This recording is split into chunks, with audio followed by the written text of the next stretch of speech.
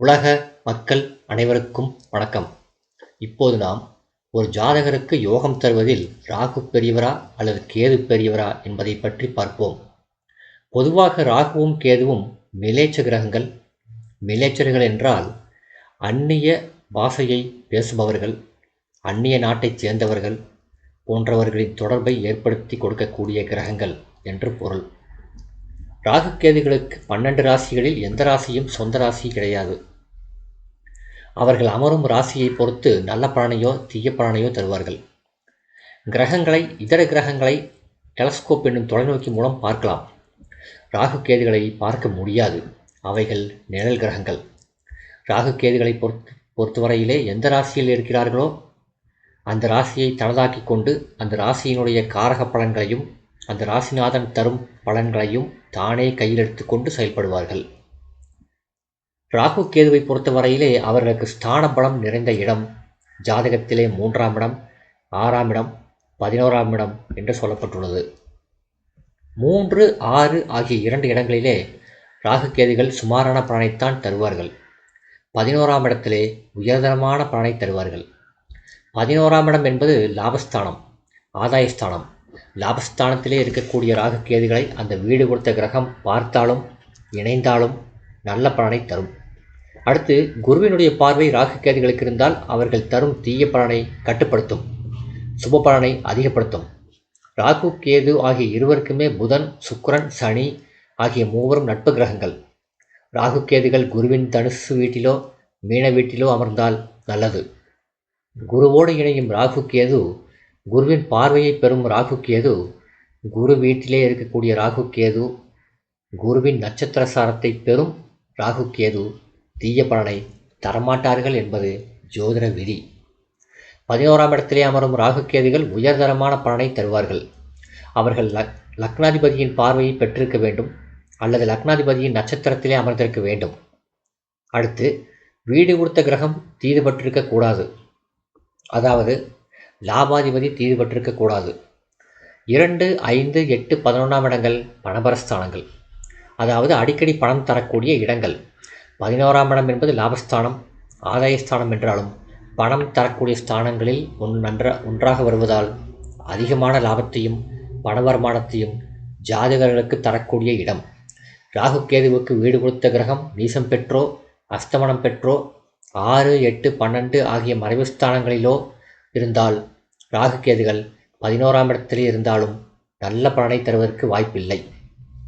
ராகு கேதுகள் ஒரு கேந்திரஸ்தானத்திலிருந்து அந்த கேந்திராதிபதி, அதாவது வீடு கொடுத்த கிரகம் நல்ல நிலையிலிருந்து 5, 9 எனும் திரிகோண கிரகம் ராகு கேதுவை பார்த்தாலும் இணைந்தாலும் யோக பலனை வாரி வழங்குவார்கள். அஸ்ப கிரகங்களிலே ராகுவும் கேதுவும் அதிகமான பண வருமானத்தையும் செல்வத்தையும் தருவார்கள். 11ஆம் இடத்திலே உன்னதமான பலனை ராகுவும் தருவார், கேதுவும் தருவார். கேதுவை பொறுத்தவரையிலே 11ஆம் இடத்தில் இருந்தால் பெரிய பெரிய யோகங்களை உருவாக்குவார். 5ஆம் இடத்திலே ராகு கேது இருக்கலாம். 5ஆம் இடத்திலே கேது இருந்தால் புத்திர தோஷம். ஆனால் 11ஆம் இடத்திலே ராகு இருப்பார். எனவே புத்திர பாக்கியம் உண்டு என்றுதான் ஜோதிட சாஸ்திரம் கூறுகிறது. ராகுவுக்கும் கேதுவுக்கும் நிறைய வித்தியாசங்கள் உள்ளது. ராகுவை பொறுத்தவரையிலே அவருடைய காரங்களாக ஸ்பெகுலேஷன் துறைகள் சொல்லப்பட்டுள்ளது.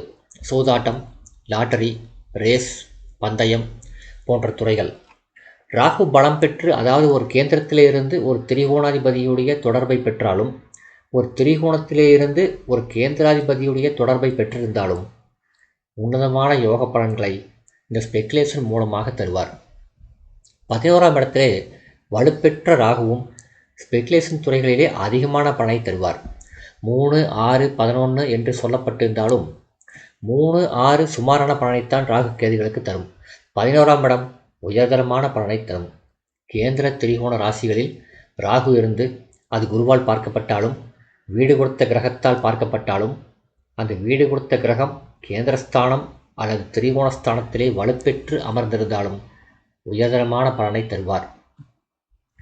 கேதுவை பொறுத்தவரையிலே நவரத்னங்களை தருவார், ஆபரணங்களை தருவார். நல்ல செல்வ வசதியை ஜாதகருக்கு உருவாக்குவார். பெயரையும் புகழையும் அதிர்ஷ்டத்தையும் தருவார். நைசர்கிக பலம் என்று ஒன்று உண்டு. அதாவது கிரகங்களின் இயற்கையான பலம்.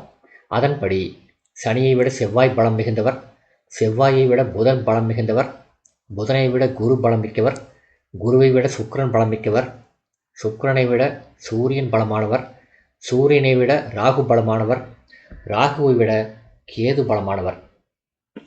நைசர்கிக பலத்தில் கேதுதான் பலமானவர்.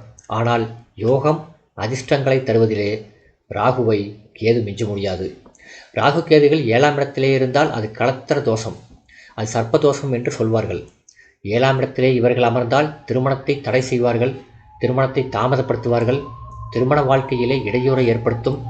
இதர கேந்திரஸ்தானங்களான 4, 10, 1 போன்ற இடங்களில் இருந்தாலும் நல்ல பலன்களை தருவார்கள். ஆனால் வீடு கொடுத்த கிரகம் உயர்தரமான அமைப்பில் இருக்க வேண்டும். அவ்வாறான நிலையிலே ராகு அரசாங்க அதிகாரத்தை தரக்கூடிய கிரகம். பலம் பெற்ற ராகு ஜாதகத்தில் இருந்து குருவால் பார்க்கப்பட்டால் அரசாங்கத்தில் முக்கியமான பதவியையும் அரசியலிலே முக்கியமான பதவியையும் கண்டிப்பாக தரும். அரசாங்கம் மூலம் ஒரு அதிகாரம் செலுத்தும் பதவியையும் அரசியலிலே முக்கியமான பதவியையும் கண்டிப்பாக தரும். ஆனால் கேதுவுக்கு இவ்வாறு சொல்லப்படவில்லை. கேது 11 இருந்தால் யோகத்தை உருவாக்குவார், சுகபோகத்தை தருவார், மனைவி மக்களை தருவார். ஆனால் ராகுவுக்கு அப்படியல்ல. ராகு ஒரு ஜாதகரை திடீர் பணக்காரனாக்குவார். ராகுவுக்கு தசா காலம் 18 ஆண்டுகள், ஆனால் கேதுவுக்கு 7 ஆண்டுகள் தான். அதனால் பலம் பெற்ற ராகு தசா காலம் 18 வருடங்கள் நடந்தால் கண்டிப்பாக ஜாதகன் பணக்காரன் ஆவான், அரசாங்க அதிகாரத்தை பெறுவான், அரசாங்க உயர் பதவியை பெறுவான், அரசியலிலே பதவியையும் பெறுவான். ஸ்பெகுலேஷன் துறையான லாட்டரி, ரேஸ் பந்தயம், சூதாட்டம் போன்றவற்றில் திடீர் அதிர்ஷ்டத்தையும் ராகு தருவார். ஒன்றை பல மடங்காக பெருக்கித் தருபவர் ராகு. 1000 ரூபாயை 10,000 ரூபாயாக பெருக்கித் தருபவர் ராகு. ராகு 5 ராசிகளில் இருந்தால் ராஜயோகம் தருவார் என ஜாதக அலங்காரம் கூறுகிறது. அந்த 5 ராசிகள் முறையே மேசம், ரிஷபம், கடகம், கன்னி, மகரமாகும். இந்த 5 ராசிகளில் பலம் பெற்ற ராகு இருந்தால், வீடு கொடுத்த கிரகமும் பலம் பெற்று இருந்தால் கண்டிப்பாக ஜாதகருக்கு ராஜயோகம் உண்டு.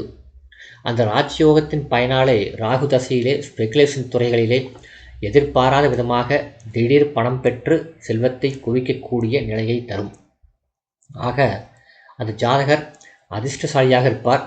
கேதுவுக்கு தசை 7 ஆண்டுகள் தான், ஆனால் ராகுவுக்கு 18 ஆண்டுகள். 18 ஆண்டுகள் என்பது ராகுவுக்கு மிக கூடுதலான ஆண்டுகள். ஆக 18 ஆண்டுகளிலே ராகு ஜாதகத்தில் பலம் பெற்று இருந்தால் உன்னதமான யோக பலன்களை பெற்று மறைவு வழியிலே சம்பாத்தியத்தையும் அரசாங்க ஆதரவையும் நல்ல குடும்ப வாழ்க்கையையும் குழந்தை பாக்கியத்தையும் தரும். 11ஆம் இடத்திலே ராகு குழந்தை பாக்கியத்தை உறுதியாக தருவார், யோகத்தையும் தருவார். ராகு பலம் பெறும் நிலையை பொறுத்தும் கேது பலம் பெறும் நிலையை பொறுத்தும் தான் யோகத்தை பற்றியே பேச வேண்டும். ராகு 11 இருந்து குரு பார்வையை பெற்றாலும் அல்லது கேந்திர இடங்களிலே இருந்து அந்த கேந்திராதிபதி ஒரு திரிகோணத்திலே இருந்தாலும் அந்த திரிகோணாதிபதி யாராவது ராகுவை பார்த்தாலும் திடீர் அதிர்ஷ்டங்கள் கிடைக்கும், அரசாங்க அதிகாரம் செலுத்தும் பதவி பட்டம் கிடைக்கும். எனவே ராகுதான் அதிகமான யோக பலன்களை தரக்கூடிய கிரகம். ராகு ஒரு மிலேச்ச கிரகம், அதாவது அந்நிய தேசத்து மக்களுடைய ஆதரவையும் அந்நிய நாட்டு பயணத்தையும் தமிழ் மொழி அல்லாத வேறு மொழி பேசும் மக்களுடைய தொடர்பையும் ஏற்படுத்தி அதன் மூலமும் செல்வ வசதியை தரக்கூடிய கிரகம். எனவே ராகு ஜாதகத்தில் பலம் பெற்றவர்கள் எல்லாம் ராகு தசையிலே முன்னணியில் இருப்பார்கள். மிகப்பெரிய யோக பலனை பெற்று மிகப்பெரிய செல்வந்தர்களாக திகழ்வார்கள். இந்த வீடியோ உங்களுக்கு பிடிச்சிருந்தா லைக் பண்ணுங்கள், ஷேர் பண்ணுங்கள், சப்ஸ்கிரைப் பண்ணுங்கள். நன்றி.